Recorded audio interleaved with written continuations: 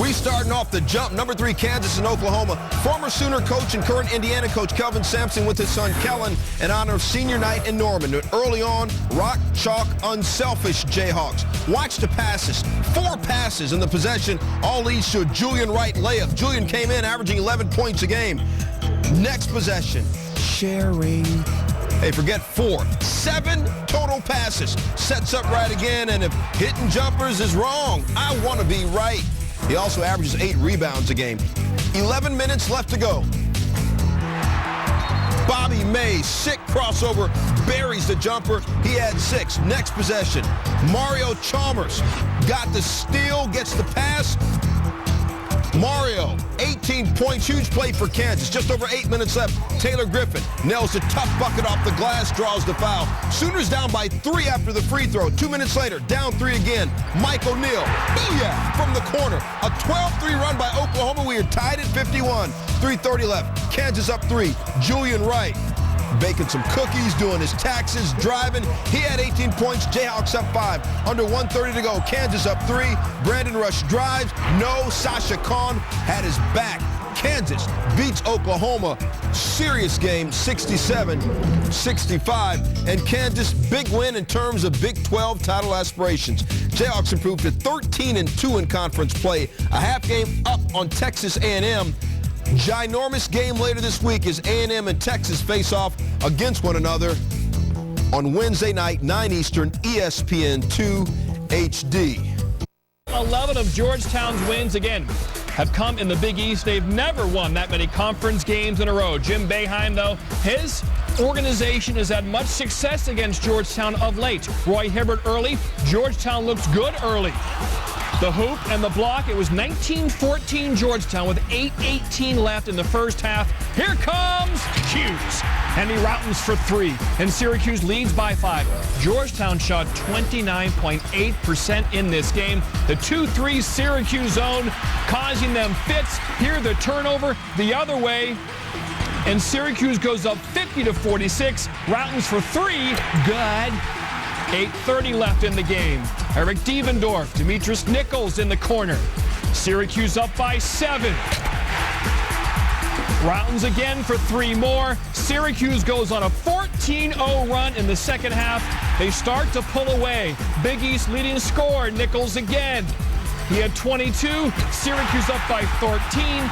And then under 2 to go, Devendorf to Mr. Darryl Watkins. Jim Boeheim, happy and proud, and he has a senior moment. We knew we had to play better. We didn't deserve to be in 10 days ago, but college basketball can change so much in 10 days. This was our best game. I think Georgetown's a great team. They won 11 in a row, but our seniors really picked it up. 5 in a row for Syracuse. They pull off the upset, beating Georgetown at home. Well, what happened to the Hoyas? College hoops, Gonzaga's won 6 straight WCC titles, tied with Santa Clara at the moment. Mark Few's guys had a big lead, but then Ross DeRogatis goes nuts for San Diego. 13-0 run to close the half. DeRogatis had 22. Second half, Gonzaga goes nuts. Pargo, Micah Downs, the KU transfer bucket. Then Downs, who was 8 of 10, has range. Rips the net here, 53% shooting for the Zags. Gonzaga's going to win it, and here it's Pargo one more time. That's levitation, Holmes. The Zags win it, their 7th straight West Coast Conference title. Few fired up. His team's got to make the dance one way or another. You know they do. College hoops, Big Ten battle between Michigan State and Michigan. Tommy Amaker and the Wolverines trying to keep the tourney hopes alive. Closing seconds of the first. Wolverines up 2. Now they're up 5 because Deion Harris can shoot it from really far away. Early second half, Michigan up 6. They're going to be up 8 after this. Jarrett Smith, Brent Petway. That's special. Brent Petway, spectacular. This is going to the top of the list on SportsCenter highlights of the night. I'd listen to that guy. He knows exactly what he's talking about. Later, Michigan up 52-47. Harris again pulls the trigger from out behind the arc. 8-point lead. Then Courtney Sims going to get himself 3 points. He's going to get 2 there and then 1 off the free throw from the foul. Wolverines up 7. And Tom Izzo is going to call a timeout and inform his team that they're losing at Chrysler Arena by a lot. 67-56. go blue. In the Big 12, Oklahoma State reeling as Kansas State showed up in Stillwater. Senior night, Mario Bogan, David Mons. The Pokes have dropped their last 2 at Gallagher Ibe Arena. 6 of 7 overall. Byron Eaton to Mons for the slam. Mons had 10 points. Oklahoma State by 11 intermission. Second half, Cowboys stretched the lead to 14 and then more. Terrell Harris for 3. 60-43. Apparently those Joe's cheese fries make you a good shooter, and they can make you dunk. Harris had 22. Pokes up 62-43. Less a minute ago, gets a bit chippy. K-State fouls, stop the clock. Mario Bogan then goes out of his way to hit Cartier Martin on the noggin. Both guys ejected after headbutt. Oklahoma State finally gets its 20th win, 80-70 Kansas State. Sports Center. Neil and I will be in our familiar seats in just a moment, but we begin with Jay Billis helping us to break down the breakdown of the national champions from Florida. They're digging themselves a bit of a hole in terms of their 1 seed, and we'll take a trip to Knoxville where it was a festival of an evening on senior night. Bruce Pearl's team haven't lost at home, and they get great support. Sometimes the support, well, for the ladies anyway, came from Bruce Pearl. You might want to avert your eyes. Actually, you got to give the guy credit. Guys, the Division I coach paints himself up. Credit, or maybe you avert your eyes. Anyway, he gave some love to Coach Summitt, and now Coach Pearl's talking about the Coach Summitt you don't necessarily know. America's used to seeing Pat coach. They're used to seeing the stare. We know her in a different way. She's fun, she's light, and she's lively. So Pat Summitt, she vowed to make good, return the favor. There she is dressed up in the cheerleader get up, and now it's time for some Rocky Top. Wish that I was on a Rocky Top down in the Tennessee hills. Ain't no smoggy smoke on Rocky Top, ain't no telephone bills. Rocky Top, you'll always be home, sweet home to me. Good old Rocky Top, Rocky Top, Tennessee.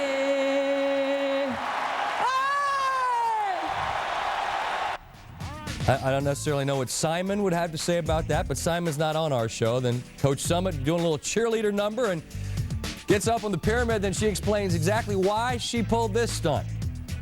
My cheerleading days are over, but I did this for Bruce Pearl and for his basketball team and for all the great volunteer fans.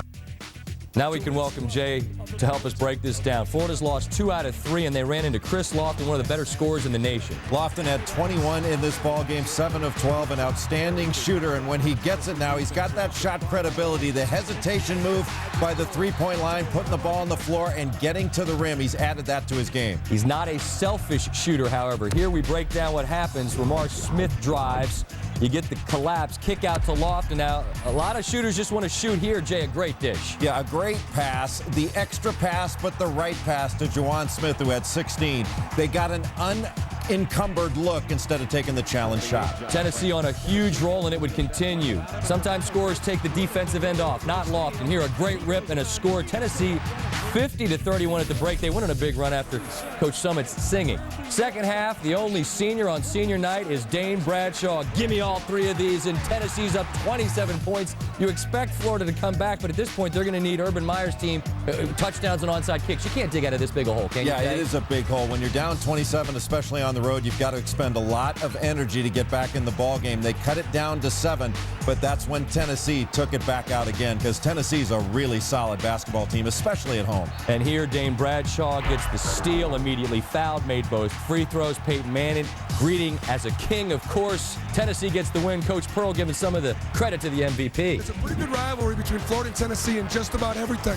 And Peyton Manning came in and talked to the troops beforehand, and he had some really strong words about teamwork and about unselfishness. Everybody shared the ball. I think Peyton had a lot to do with that. Senior night in Pittsburgh. Aaron Gray, ankle now all healed up and playing well. First half, Pittsburgh up a deuce.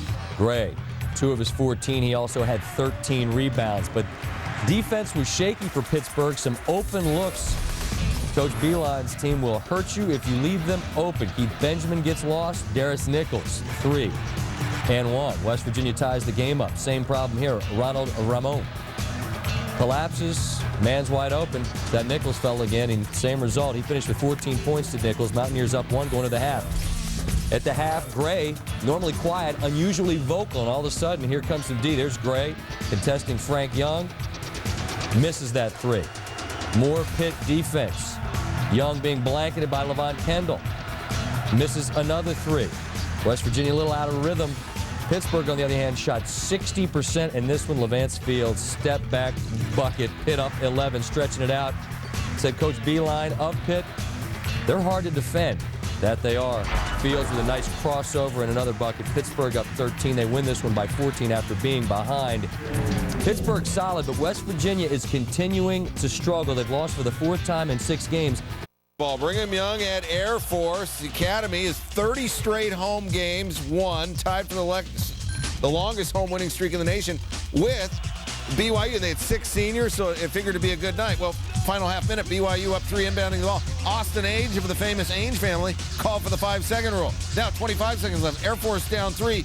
Jacob Birchie drives that ball, appeared to go off Ainge's knee, but that's not the way the ref saw it, and that's all that matters. Lee Kumar hits the second free throw, 62-58. Air Force, Digger Phelps, BYU, Digger Phelps, which of these two makes a longer tournament run? San Diego State's got 20 wins. They beat Air Force, they beat BYU, and Utah's been struggling, but it's senior night and it's Ricky John's night. He hit 11 straight field goal attempts after missing his first. That's 1 3. Here's another 3, and one more time. 1, 2, and that's 3 again. Then senior night, give it to him. This is a really tough loss for San Diego State. The Utes shoot 56%, a career-high 30 for Johns on senior night. And you take a look at the Aztec resume. Number 6 Texas A&M and number 15 Texas, and the Longhorns' Kevin Durant trying to become the first freshman ever to be National Player of the Year. This matchup was all of that. There's AC Law the fourth and Kevin Durant, 2 Conference Player of the Year candidates. First half, A&M down 2. Law the fourth lays down the law, but that's his only bucket in the first half. We're tied early. Late first half, Texas down 2. Durant, 6'10", 18 years old, stupid range. Durant had 12 points in the first half. Second half, Texas up 4. DJ Augustine baseline, loses the rock. Durant picks it up and gets medieval on kids. He's the only player in the nation top 5 in rebounding and scoring. A little over 4 minutes left, tied at 66. All skin and bones, and young man can ball. He was 8 of 17 shooting. Longhorns up 2. Late second half. A&M down 3. Law the fourth dribbles up and just buries a 3. We are tied at 69. Next A&M possession. Law the fourth, right past Durant. Old school 3-point play. He was 10 of 3 shooting. Under 30 seconds left. Texas up 1. Kevin Durant. Kengle Delta to Foxtrot Charlie. Request permission to fire. Kengle Delta, permission granted. His 8th 30-point game in conference play. Texas up 4. But next A&M possession. Dominique Kirk answers a 3 of his own. A&M 13 of 25 from 3 land after a pair of Texas free throws. A&M's last possession, down 3. Law, holler! The 3-pointer sends it to overtime, tied at 78. Under 1:30 left in the extra frame. Texas up 5. Augustine drives, misses. Durant, Damian James, for the tip in. Texas up 7. A buck 15 left in overtime. 50 seconds left. Augustine trapped near half court. Law, 33 points, A&M down 1. 30 ticks left, A&M down 3. 1 second difference between shot clock and game clock. It's Law, and he did it again. No, he didn't.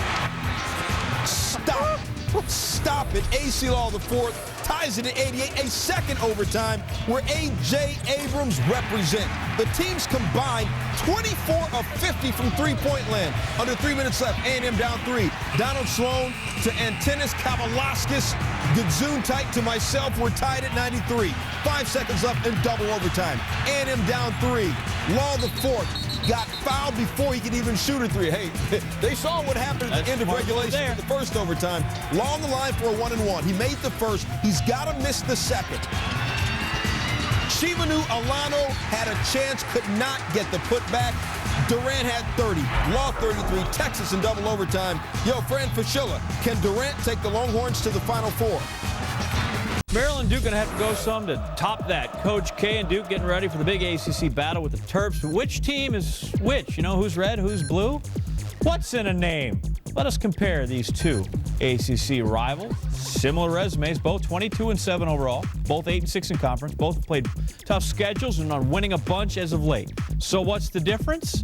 Well, team number 1 on the left is actually Maryland, and the Terps are unranked, while the team on the right, Duke, they're 14th in the latest poll, despite losing 72-60 at Maryland earlier this month. All right, Gary Williams, he likes his team to share the ball. DJ Strawberry to Kenny Abekwe, Gravis Vasquez, James Gist for Duncan Fowle. All right, so the Terps down 1 after the hoop, but they've got some problems after this. Very unselfish. DeMarcus Nelson taking it to the goal, and the Cameron Crazies love it. It's rock and roll time at Cameron. Krzyzewski was hopping. Yeah, you want to keep those people there sort of quieted down, and it doesn't happen very much. This will help. Vasquez, the freshman, spins away from his man, hits a 3, and then, again, less than a minute to go in the first half. If you're not going to guard me, I'm going to make it. Maryland up 6 in intermission. We go to the second half. Early on, Terps up 7. Oh, that's ugly. Yes, huge block of Dave McClure. Vasquez, Strawberry finishes. Fear the Turtle. Maryland up 9. Midway through, Duke down 7. Josh McRoberts, Gerald Henderson there. That's a bunny. That caps a 9-2 run to pull Duke within 5. Then Strawberry draining the 3-ball. Maryland up 5. It was tied late, but eventually Maryland pulls away 85-77. Hubert Davis, who's the best team in this conference? Basketball, Baylor, Texas Tech. It means Bobby Knight and his boys. Near the end of the first half, Jarius Jackson misses the jumper badly. I mean, ugly badly. No foul called, and Bobby Knight, for the first time in his career, is livid. He's yelling at refs. Very unlike Knight, or at least for this highlight. First time in the highlight he was livid. At the half, he was still yelling. Second half, watch John Plefka. Open space in the middle of the zone, lays it in. More Plefka. Middle of the zone again, runner. Plefka was on his game. 22 points. Texas Tech goes on to win at 85-74. So here we go, the Texas Tech Red Raiders.